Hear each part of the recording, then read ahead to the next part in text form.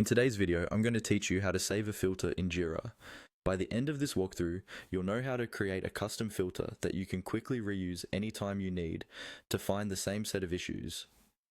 First, make sure you're logged into your Jira workspace and that you're on any main page, such as a board or the projects view.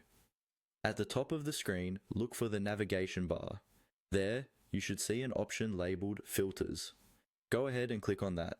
This is Jira's central place for managing anything related to issue filters. When the Filters menu opens, you'll see a few quick options, like your recent filters or starred filters. For this tutorial, we want to manage all of them, so look for the option that says View All Filters and click on it.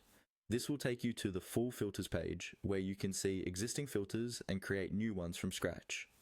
On the filters page, find the button or link labeled Create Filter. It's usually located near the top of the screen.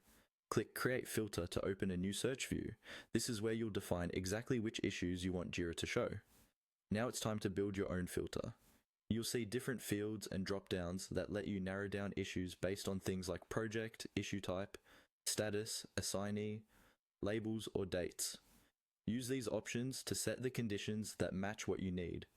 For example, you might choose a specific project and then filter only open bugs or issues created in the last 30 days. As you adjust the criteria, Jira will update the list of issues below so you can immediately see if the filter is working the way you expect. Take a moment to review the results. If you're not seeing the right issues, tweak the filters until the list looks correct. You can also switch between basic and advanced search if you're comfortable using Jira query language, but that's optional. Once you're happy with your filter, it's time to save it so you don't have to rebuild it later. Look for the Save Filter option, usually near the top of the search page. Click on Save Filter, then give your filter a clear, descriptive name so you'll recognize it in the future. After you confirm, Jira will save it, and it will appear under your filters list, ready to use anytime you need.